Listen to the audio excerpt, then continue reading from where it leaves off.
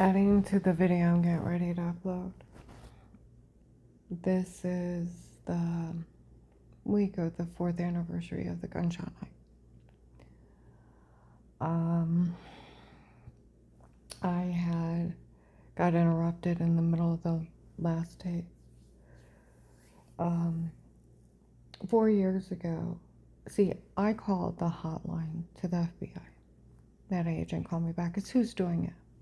He's the one and his dirty friends, retired Judge Pete, the Steve, Eric, Kurt, Chris, and Mark, the ones in the store that day. Like I said, it's all been over the witness protection program money to scare me, to direct me to the FBI so I could open that case so that he could embezzle money from the federal government. And then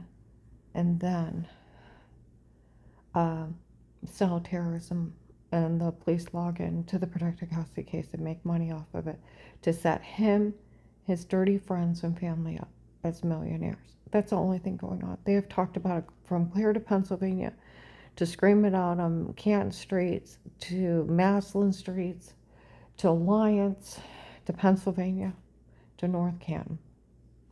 It's just them stealing from the case. Okay, 4 years ago, where Dave was already trying to have me killed because he wanted Katie and he wanted that dairy farm.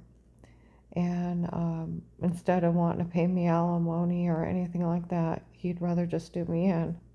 And I'm telling you, ladies, these men that beat on you and then they're sorry and they're good to you for a year, they don't love you. They don't want you to call the police on them. They don't want in trouble with the law. They don't love you. They're controlling you. You're an object that waits on them, that makes love to them, and that when they're mad at, they can beat on like a dog.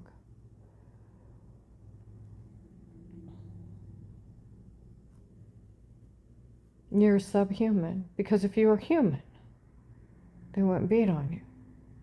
And when they dehumanize you down to something that can be beat on, they will kill you when they're done with you because you're useless. You're something they have manipulated with your love, your feelings, and then they are pretending to love you and then beat on you. That's not love, that's control. Because when they think that they can do better, they will kill you to get you out of their way because you're not worth alimony. You're not worth making it right with. You're something disposable. These men that so-called watch me because of that agent, you know, they are the killers. Where they have people run around making fun of me, where Eric's already confessed November 18, 22, between 2 and 6 p.m. at Walmart 62 by the hair salon, inside Walmart, right at the door, right below a camera. There's a camera inside the hair salon, and it picked him up, confessing that all the tapes before were him and not me. And it was for everyone to turn on me, and they actually fell for it. Ha ha ha ha ha. Mocking these people. In November 24, 22, Mercy Medical in the emergency room admitted it was Eric making fun of me. Or making fun of them for falling for this. And that no one should say a word to me. Where he did the shower scene and where they were date rape, drugging me, that it was all his idea to do it. And it was all him doing it. And then that lady, I think it was the lady officer, there's a tape and audio in Mercy Medical on March 24, 22, okay? Between, in the evening, when I'm up there, I'm in there with food poisoning in the evening. They saying, well, you know, the agent that bullied her into saying she was lying when she wasn't. Badgering Laws, Department of Justice 1729. He's stealing from the feds. Straight from the federal government, from the Witness Protection Program. That's why they didn't arrest Dave. They didn't do anything when he showed up at a store with complete strangers and asked him to help kill. Because they just let me work on that house till I got it done. And then direct me to the FBI so he could grab it out of his area so he could set up the Witness Protection Program and then steal $5,000 to $10,000 a month. from the federal government.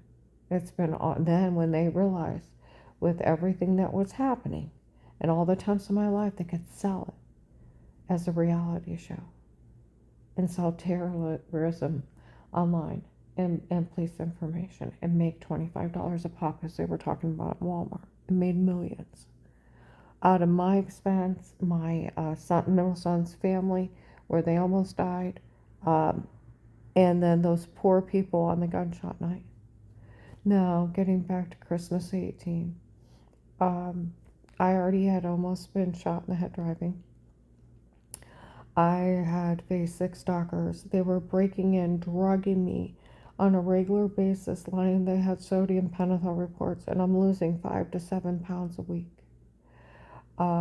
I couldn't even keep saliva down. Dave had beat me with internal injuries.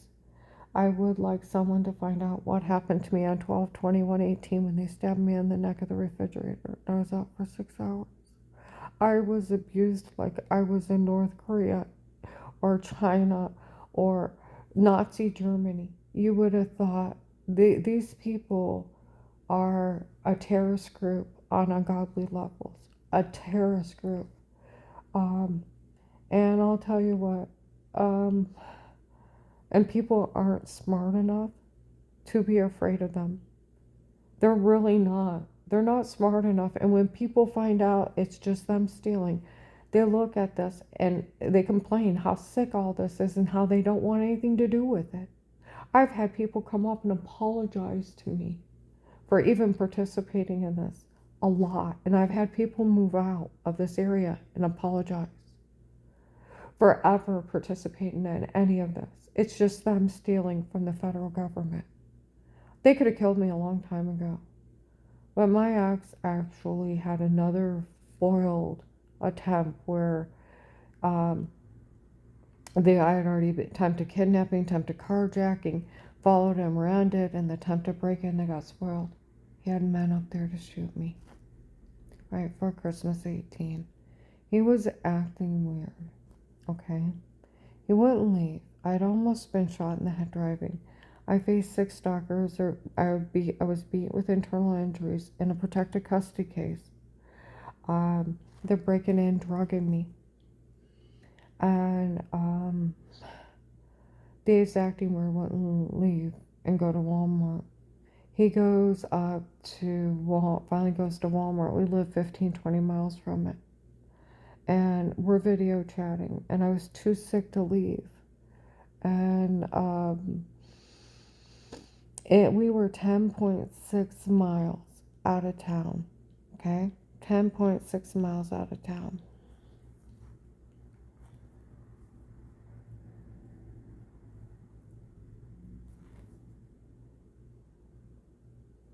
And there's not even street lights, no house across the road. It's like black soup out there. You can't even see past the porches, and I lived in a thick woods. And his phone starts clicking because I needed treats for Christmas, and he went up to Walmart. And we're video chatting. His phone starts clicking like someone's calling it. And all of a sudden, I hear gunfire. It's a thick woods in the middle of nowhere. I start looking out the windows. There is a duplex after my house, and on the one side towards mine was an old lady that lived there, okay? On the other side was a group of men. All right. Well, I look over, the lights on. I look away. Dave says something stupid. I look back, and there's like a burst of flash, like a gun going off. Okay. I say something to him, and the whole room went dark. He's like, I said, I need to call the police. I didn't have to call the police. I was in protected custody. Okay. Don't you get off this phone. And he's screaming at me. I look out front, light across my eyes. I duck. I look out back, lights are crossing. Okay. It's him. It's him. It's been him in his church. And now they're right outside. And I'm supposed to be in protected custody.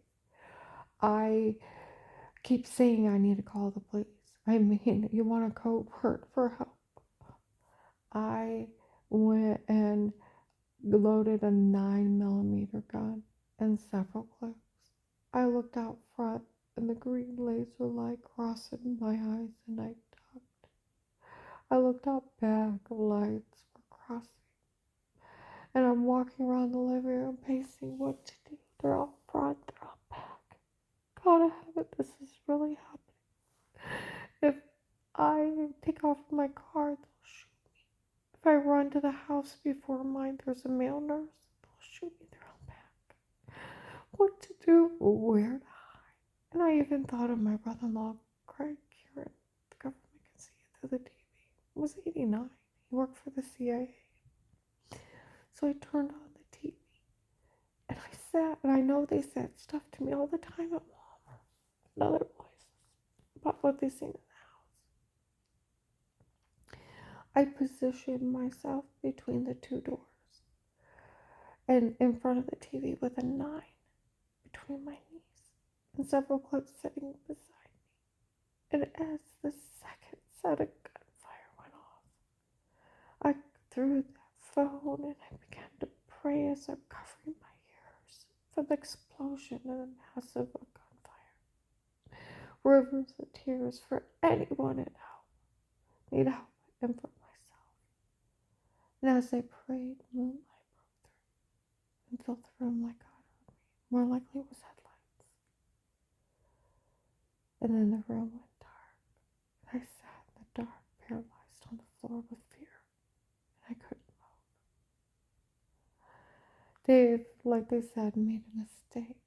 And he made a big one. Outside a legally bugged house, he met up with the shooters for a moment in time.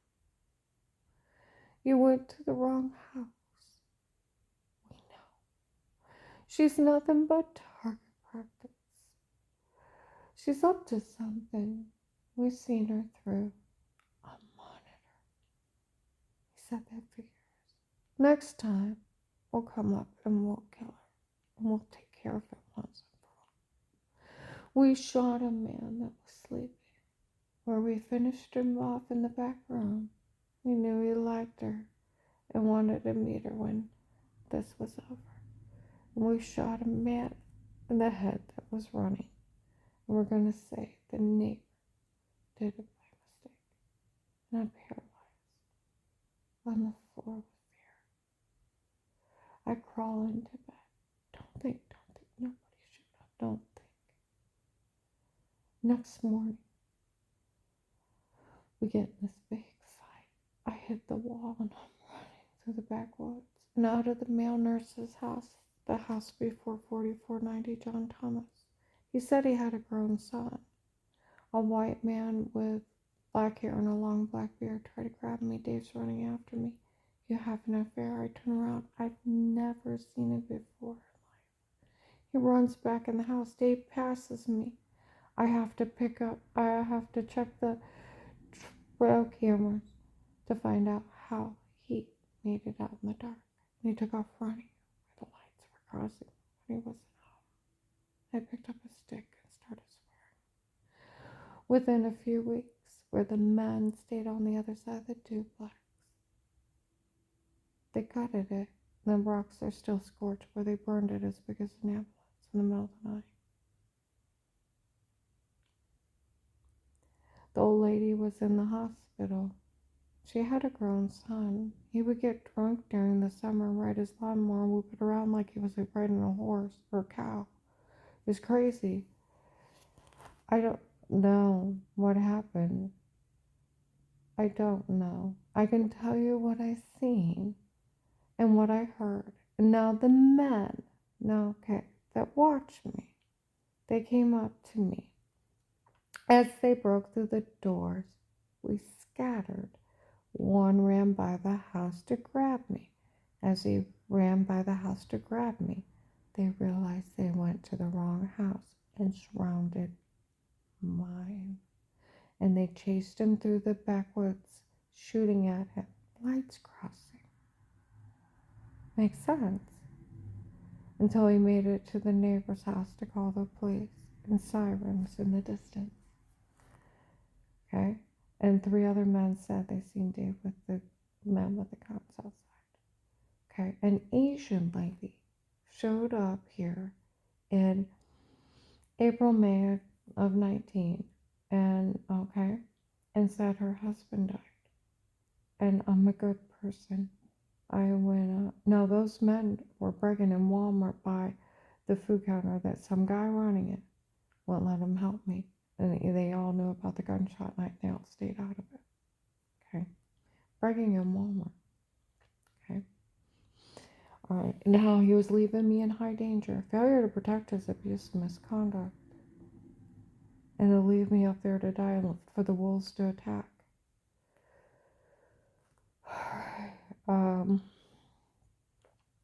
This lady showed up and said something happened to her husband. And she had children. So I went and got a prepaid phone. See, Dave even bragged to Dixie, my daughter-in-law. There was gunfire. They went to the wrong house and there was target practice. I taped her with her permission. Okay. So I taped her with her permission that he said that. Now, there's a video of him in a protective light case. Okay. Doing all this. And I got video statements, put them together, got witness of the attempted kidnapping, Terry, and then was going to have Seth Arkham, my attorney at the time, take it to the courthouse to the FBI. The bad trucks are swarming me, and that Henry Mafia that works for Dave surrounded me, and I was afraid they'd grab it, so I called. I went over to Seth's office, and they're swarming his office. And I wouldn't tell him what was in it, and he wouldn't deliver it because I wouldn't tell him what was in that package. I even offered to pay him. And I thought, how am I going to get it there? Well, 1239 North Chapel in Louisville. There was silver cars sitting outside, and they're out there screaming, you can't beat a single woman by herself. We can't have her state what happened up there. I woke up to arms above my head, mother with a pillow, punched in my private area, punched up inside. 4th time coming up for air. I passed out. Sit her up. There was a old fat white man at the end of the bed. And as I'm coming to, they're pouring something in my mouth, and my arms go straight down, and I can't move. And they said, if she don't state it, do it to her again. Say this, no. Say this, no. And I'm paralyzed as they're beating, raping me, and torturing me until I say whatever they want, and I pass out. I woke up a while later, and I'm on my stomach. If she thinks Dave made her butt pucker, wait till I'm done with her, and I'm on my stomach as they're butt raping me, and I can't move. The cowards. I passed out again. I woke up in the morning. My private area is 3 times bigger. I have bruises up and down my arms. I whoop all over my face and bruises. Okay? And I already had post-traumatic syndrome, and it went into complete shock. And I got up and I curled up in the shower and cried. And then I looked at the bed and I thought, I gotta wash it. They raped me. I go down and they have idiot women waiting to make fun of me. And I leave, and within a couple days I go to Faith Family Church, and I see that idiot at Macy's. I stop there before church, and he follows me to Faith Family Church, and in front of 1,000 people, I'd arrest that whore. Calls me a whore for him and 2 other guys beating the hell out of me and raping me. And there was, they need to pull that tape. It's quite violent. And it's during a protected custody case, July to September 19th, between 1 and 3:30 in the morning. I get tortured. And they actually have him dead to rights. And the young usher at Faith Family Church, because they sold the login, um, yelled at him, "What you did was considered rape, you leave her alone." He yelled about Dave and everything else, and people were staring at me and him, and I end up leaving him rivers of tears. Okay, so then I worked at Berry Cheese between July and September 19th. Also, 4 women in the main room to turn around. He said, "If you open your mouth again, he'll do it to you again." I was warned to stay quiet. These people that go along with these maggots that watch me, and it's that agent out of his area, that retired judge and his dirty friends and family, these men will kill you. I don't know why you think it's funny, and I don't understand why people would find any of this humorous, because people find these people that are helping at it mentally ill. They find it how sick all this is. Sick that they're raping someone and selling videos that are online. They're drugging them. They're attempted murder, and they're embezzling funds out of the witness protection program for personal gain. And that's the only thing that's going on, is they're selling terrorism online, and they're embezzling from the witness protection program. I was found innocent of everything in 18. And these people, they tried to lie on the Portage County Sheriffs that they did it. And I went up and confronted them. And the one officer from up there, the dark gray truck, was a rapist. He was corrupt, and they knew need to get him, and they got him dead to rights. Okay?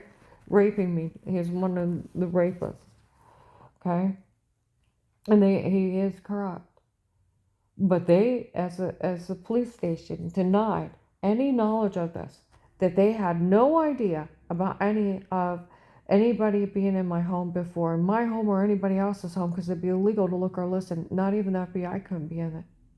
Even Officer Reinhardt in Louisville even said the FBI couldn't even be in your home outside of protective light case. It'd be illegal for them, and they'd go to jail. It's not admissible.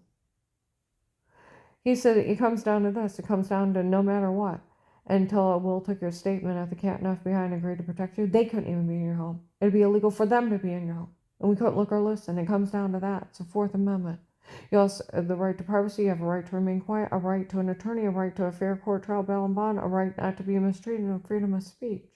The agent out of his area and that retired judge and his dirty friends pulling this big scheme of stealing from the witness protection program, and then finding out that they can make more money on terrorism online.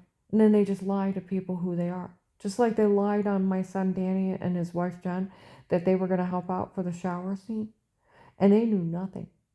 November 13, 22, about 6 o'clock in the evening, I'm in their house, and I'm telling them about what happened with Krista, the one Faith Family Church counselor, how she was following me around because she's believing all these stupid lies that I have charges. And why on earth would they ever believe you have charges? My daughter-in-law is like, they would be lying if they ever said you did anything wrong, as if you do anything wrong. And she's sitting there defending me. And then my son's like, "We got your CCW, don't you, Mom?" And they are clueless. I started laughing. And I told them how I call them the Pinocchio group, the liar, liar, pants on fire call, and the wham, wham, wham group. And my daughter-in-law was like, they wouldn't need extra pants because their pants would catch on fire. Because they are lying if they ever said you did anything wrong. As if you would ever do anything wrong. And she's defending me. They didn't have an attorney. They weren't helping Dave with the shower scene. They didn't know anything. It's that agent out of his area and that retired judge and their dirty friends. That's why that Eric was laughing, that it was all him, not me. And he came up with it. It was all his idea to do it. And for all these people to turn on me. And it actually worked. They went along with it. It was only him doing it. November 18, 22, between 2 and 6 p.m. Walmart 62 by the hair salon. Camera above him and camera inside the hair salon. Screaming it out, a complete confession, mocking these people for helping. And then November 24, 22, tape and audio, Mercy Medical, that the nurse knew it was Eric, that made fun of them for falling for this. And then, let's see what else.